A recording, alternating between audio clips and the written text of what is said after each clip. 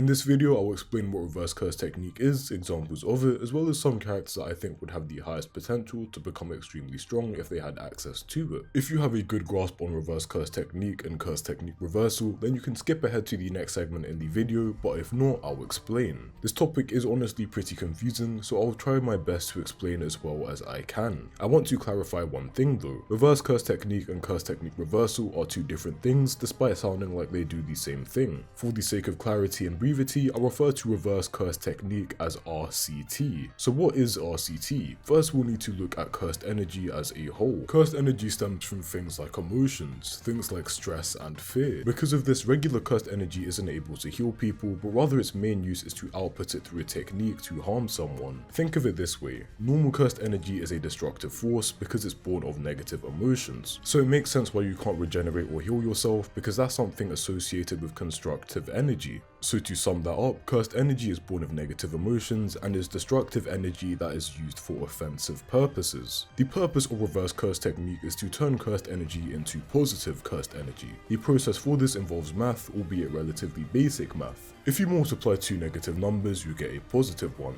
And this is the same formula that's used to make positive cursed energy. You take two sources of cursed energy, which is negative, and multiply them with each other to make positive cursed energy. Like I said earlier, with positive cursed energy, you can heal yourself. Examples of this are Sukuna healing Itadori's hands and heart after making a pact with him, Urame healing herself while fighting Chozo, and Iori healing his flesh and eyes after using them as explosives. Hikari is also an example, but is a special case. He doesn't actually know how to use reverse curse technique, but his infinite amount of cursed energy led his body to just automatically learning it and healing himself in the jackpot. The number of sorcerers that can heal themselves is low enough as is, totaling to 7, but there are even less that are able to heal others. Those people being Sukuna when he healed Megumi after the Maharaga fight, Shoko who's extremely valuable to Jujutsu Kaisen in the scene as a doctor, and Yuta who healed his classmates in the prologue and healed Itadori when he stopped his heart. Another thing to note is that positive energy can absolutely destroy cursed spirits. Maharaga's sword of extermination and Yuta's driving positive energy into Kurorishi being an example. The last known use of RCT is curse technique reversal and is the basis of this video. You can do curse technique reversal by applying positive energy to your technique. Let's take Gojo for an example.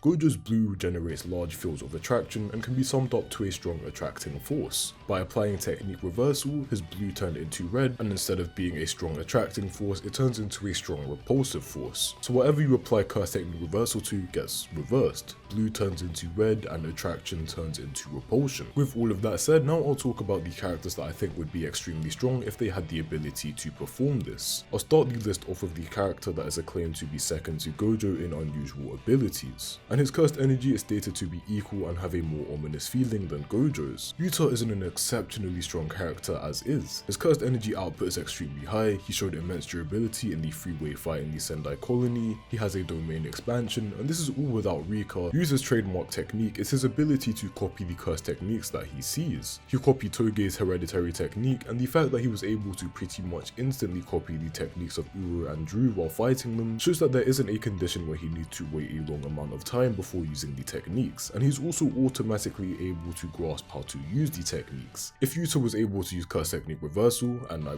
wouldn't be surprised if he's able to use it anyways, rather than copying a curse technique, he can instead give a curse technique to an ally. If you've seen JoJo's before, he could pretty much be a walking stand arrow blessing people with abilities. It sets some characters up to be insanely broken. For example, if Yuta copied Hanami's ability to manipulate plants and the earth and gave it to someone like Todo, he could create an unavoidable situation of sending himself into his own thorns or those cursed energy parasites and then clapping and swapping place with his opponents. The next character I want to talk about is Nanami. He's dead, but I still do want to talk about his potential ability. While his curse technique reversal wouldn't be anything crazy, I think it would be a cool concept and would add to his general capability and survivability as a Jujutsu sorcerer. As Nanami describes it, his curse technique forcibly creates a weak point on his opponent at a ratio point of 7:3. Nanami himself can also decide what part to divide in specific. This sets up a pretty good high risk high reward scenario. If he divides an important part of the body like the head, he could likely end a lot of fights instantly, but the risk is that the surface area of the head is pretty small, so there's potential for him to miss and let his opponent counter attack. We saw in his fight with transfigured humans that this technique essentially let him just rip through them, and more impressively, he was able to destroy Mahito's cursed energy reinforced arm. He's also not limited to setting the ratio on organic things, as we saw him breaking the wall. If Nanami reversed the technique, rather than setting a ratio for a critical hit on objects and people, he could create one that severely reduced damage taken at that critical spot. For example, if a cursed spirit tried to cut Nanami's neck, he could set a ratio on his neck, predict where he'll be struck, and set the critical point there, resulting in Nanami taking little damage as a result. As he could use his technique on inorganic objects, he could have used this defensive ratio on a cursed tool to potentially parry or block lethal strikes easier. Unfortunately, we'll never see this happen, but it's fun to think about. The next character I want to talk about is one people have probably forgotten about, which is Iori, who made an appearance in the Culling games. His innate technique is his ability to explode his own body parts.